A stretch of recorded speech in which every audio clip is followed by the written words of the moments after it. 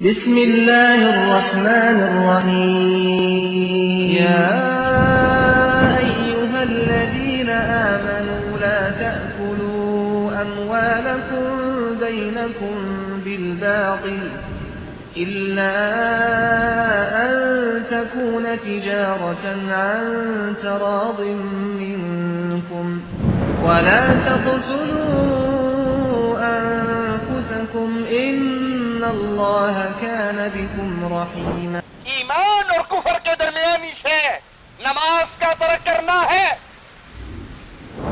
تارک نماز تکبر کرتا ہے. تکبر کا مطلب کیا ہے؟ شریعت کی بات سنے اور نہ مانے، یہ تکبر ہے. علم آنے کے باوجود نہ ماننا تکبر ہے. لوگوں کو حقیر جاننا تکبر ہے.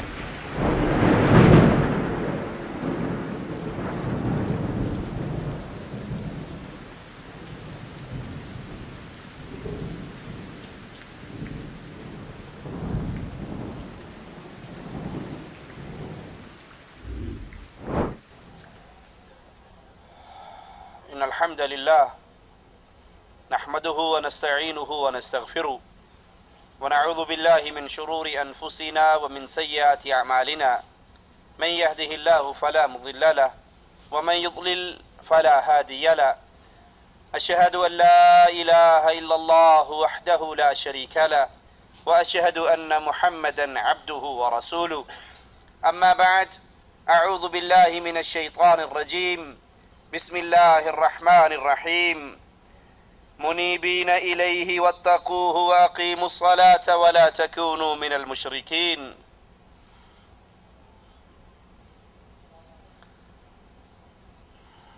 کلمہ پڑھنے والی امت ایک بہت بڑی بیماری کا شکار ہوتی ہوئی نظر آ رہی ہے، اور یہ بیماری عام سے عام زور و شور سے پھیل رہی ہے کہ دعویٰ مسلمانی کا ہے، دعوے دار ہیں کہ ہم اہل ایمان ہیں، امت محمد علیہ السلام ہیں، لیکن کلمہ پڑھنے کے باوجود، مسلمان کہلا لینے کے باوجود، آقا علیہ السلام سے اپنے رشتے اور ناطے جوڑنے کے باوجود یہ امت کی اکثریت مسجدیں خالی ہیں، نماز گھر بھی قبرستان کی صورت اختیار کر چکے ہیں، اور پھر نماز چھوڑنے کا غم اور دکھ بھی نہیں ہے، دلوں میں احساس بھی نہیں کہ ہم نماز کے تارک ہیں، نماز کا انکار کر رہے عملی طور پر، اور پھر دعویٰ کر رہے کہ جی نماز نہ بھی پڑھے ہیں تو مسلمان ہیں، تو کلمہ گو. بے نماز، نماز کا تارک، وہ یہ نہیں سمجھتا کہ حقیقت میں اسلام کا اس سے رشتہ ٹوٹ چکا ہے، کیونکہ نماز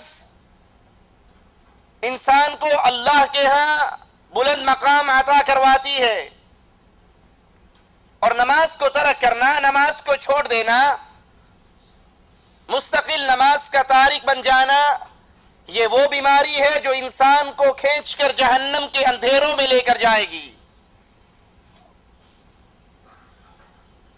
آپ نے اکثر لوگوں کو سنا ہوگا، بڑے فخر سے کہیں گے جی ہم بڑے پکے مواحد ہیں، ہم درباروں پر نہیں جاتے، ہم قبروں پہ سجدے نہیں کرتے، ہم قبروں کا طواف نہیں کرتے، ہم غیر اللہ کی نظر و نیاز نہیں دیتے.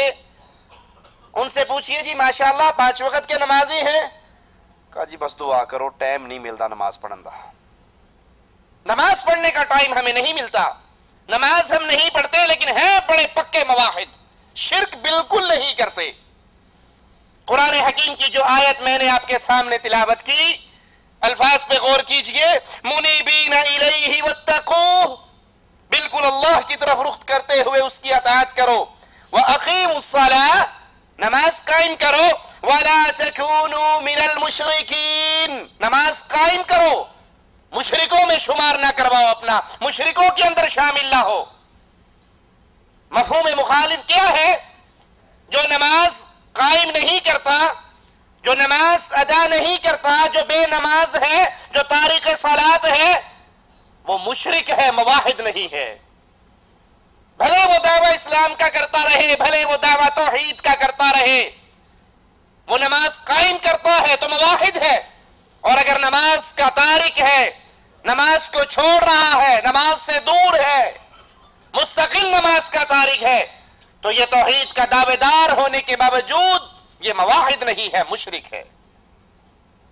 قرآن حکیم کے ایک اور مقام پہ غور کیجئے، فَإِذَا انْسَلَخَ الْأَشْهُرُ الْحُرُمُ، جب یہ حرمت والے مہینے گزر جائیں، فَاقْتُلُوا الْمُشْرِكِينَ حَيْثُ وَجَدْتُمُوهُمْ، ان مشرکوں کو قتل کرو جہاں بھی تم ان کو پاؤ، وَخُذُوهُمْ وَاحْصُرُوهُمْ وَاقْعُدُوا لَهُمْ كُلَّ مَرْصَدٍ، انہیں قتل کرو، انہیں پکڑو، انہیں قید کرو، ان کی طاق میں گھات لگا کر بیٹھو۔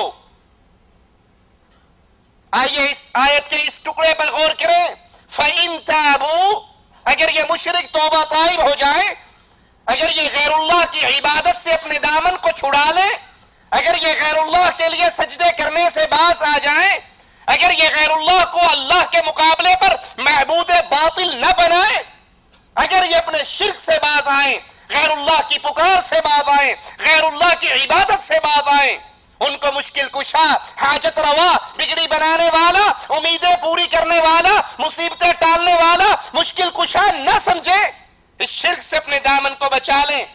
کیا صرف شرک سے توبہ ان کے لیے کافی رہے گی؟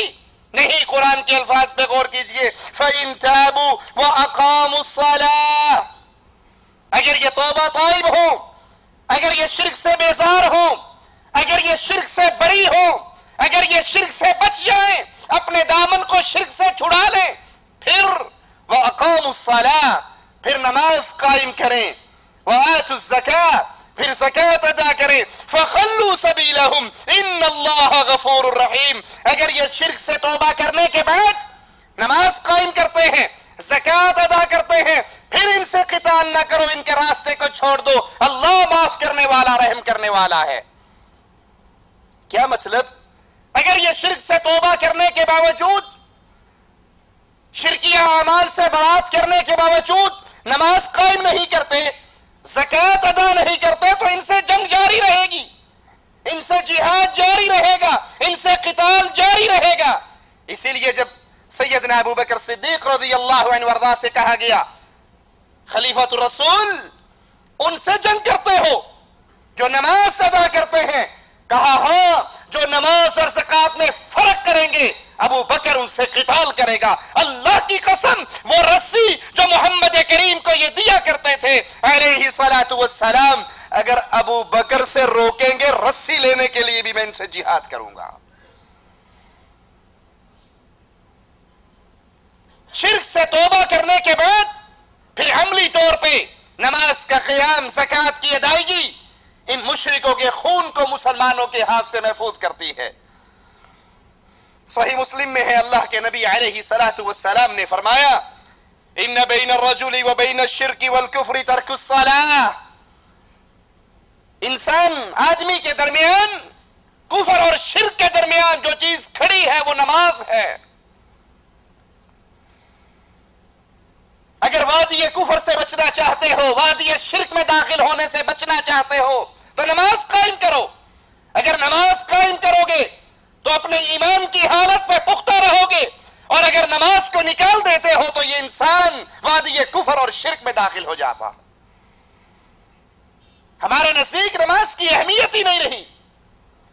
جی میں آیا، بڑے فخر سے سنائیں گے جی ماشاءاللہ میں جب صبح اٹھتا ہوں تو صبح کی نماز پڑھ لیتا ہوں، ایک مغرب کی کبھی نہیں چھوڑتا، باقی نمازیں اور جی بس وہ دوپہر کے ٹائم بقالے کی ڈیوٹی ہے، جب اذان ہوتی ہے بقالہ بند کر کے گھر جاتے ہیں، وہی ٹائم نماز کا ہوتا ہے، وہی ٹائم روٹی کھانے کا ہوتا ہے۔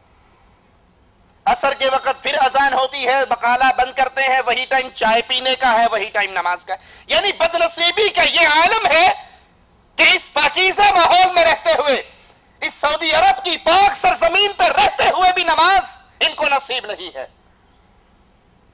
سعودی عرب کو چھوڑ کر دنیا کے باقی ملکوں میں تو آزان کے وقت بازار ویسے بند نہیں ہوتے، وہاں تو شیاطین انسان کی شکلوں میں آزان کے ساتھ دکاندار کے سامنے کھڑے ہوتے ہیں۔ اب وہ دیکھتا ہے ایک طرف تکبیر ہو رہی ہے، ایک طرف نماز کا وقت ہو رہا ہے، اور ایک طرف اس کے سامنے چند گاہک کھڑے ہیں۔ وہ ان چند پیسوں کو ٹھوکر نہیں مارتا، لیکن اگر انڈیا پاکستان کی کرکٹ ٹیموں کا میچ ہوگا تو گاہکوں سے بھی کہہ دے گا کہ آج فائنل میچ ہے، میچ ختم ہوگا تو پھر آنا۔ اگر کوئی فلم لگی ہے، کوئی ڈرامہ ہے، کوئی الیکشن کے سیٹوں کا اعلان ہو رہا ہے، کون سی پارٹی جیت رہی ہے، میری تنظیم یا کسی اور کی تنظیم، پھر اس کو ہر چیز بھول جائے گی۔ لیکن اگر نماز کا وقت ہے تو اس کے سامنے ہزار بہانے ہوں گے۔ اور امام الانبیاء، امام اعظم، قائد اعظم محمد الرسول اللہ صلی اللہ علیہ وسلم فرما رہے ہیں بین الرجل و بین الشرک والکفر، بندے شرک اور کفر کے درمیان ایک نماز ہے، جس نے اس نماز کو چھوڑ دیا وہ کفر اور شرک میں داخل ہو گیا۔ آقا علیہ الصلوۃ والسلام ارشاد فرماتے ہیں ترک الصلاۃ شرک، نماز کا ترک کرنا یہ شرک ہے۔ کیسے نماز کا ترک کرنا شرک کیسے ہے؟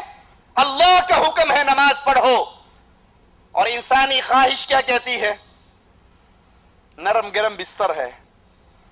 یہ غریب لوگ ہیں جو مسجدوں میں جاتے ہیں، یہ فقراء کا ٹولہ ہے جو مسجد، ہم تو مالدار پیسے والے آدمی ہیں، رات کو دکان بڑی لیٹ بند ہوتی ہے، اب صبح کے ٹائم پہ دل نہیں چاہتا کہ اس گرم اور نرم بستر کو چھوڑ کر اللہ کے سامنے، اللہ کی مسجد میں، اللہ کے گھر میں حاضر ہوا جائے۔ نہیں جانتا کہ جس کا کلمہ پڑھا ہے اس نے فرمایا ہے جب انسان اپنے گھر سے مسجد کے لیے نکلتا ہے، آسمان والا اس کے لیے 2 فرشتے بھیج دیتا ہے جو اس کے ساتھ نور کے جھنڈے لے کر اس کے ساتھ قدم سے قدم ملاتے ہوئے جاتے ہیں۔ یہ ایک قدم زمین پہ رکھتا ہے، ایک قدم اٹھاتا ہے، اس کا ایک گناہ معاف ہو جاتا ہے، ایک نیکی لکھ دی جاتی ہے۔ یہ نہیں جانتا، یہ نماز کا ترک کرنے والا نہیں جانتا کہ اس کے رسول علیہ الصلوۃ والسلام نے فرمایا من خرج من بیتہ متطہرا الی المسجد فاجرہ کالحاج المحرم، جو انسان اپنے گھر سے وضو کر کے نماز کے لیے مسجد کی طرف جاتا ہے، اللہ تعالیٰ اس کو اتنا ثواب دیتے ہیں جتنا احرام باندھ کر حج پر جانے والے کو ثواب دیتے ہیں۔ اس کو گرم نرم بستر، اس کو میٹھی نیند، اس کو شیطان کی لوریے اپنے بستر سے اٹھنے نہیں دیتی۔ یہ اپنی خواہش کی بات مان کر نماز کے لیے نہیں جاتا تو یہ اپنے خواہش کو اللہ کی عبادت میں شریک کر رہا ہے۔ اسی لیے شیخ ابن باز رحمت اللہ علیہ، مفتی اعظم سعودی عرب، ان سے جب ایک نوجوان نے سوال کیا کہ میں فجر کی نماز پڑھتا تو ہوں لیکن 8 بجے صبح الارم لگاتا ہوں کیونکہ 8:30 ڈیوٹی پر جانا ہے، 8 بجے اٹھ کر نماز پڑھ کے فجر کی نماز کا الارم ہی نہیں لگاتا، الارم ڈیوٹی ٹائم کا لگتا ہے، اور میں 8 بجے اٹھ کر نماز پڑھتا ہوں پھر اپنی ڈیوٹی پر جاتا ہوں، میرے بارے میں آپ کیا فرماتے ہیں؟ اپنے وقت کے امام شیخ ابن باز رحمت اللہ علیہ نے فرمایا تو کافر ہے، مسلمان نہیں ہے، کیونکہ تو نے نماز کے اس وقت کو بدل ڈالا جو وقت اللہ نے مقرر کیا تھا، اور تو نے وہ وقت مقرر کیا جو تیری خواہش نے چاہا۔ اور دلیل قرآن حکیم کی اس آیت سے لی، کیا تم نے ایسے شخص کو دیکھا من اتخذ الہہ ہوا، جس نے اپنی خواہش کو اپنا رب بنا لیا۔ سوچئے اللہ کے لیے سوچئے، یہ ماجرا چھوٹا نہیں۔ کتنے ہیں کلمہ پڑھنے والے، کتنے ہیں امت اسلام کہلانے والے، کتنے ہیں محمدی کہلوانے والے، لیکن نماز ان کی زندگی میں نہیں ہے۔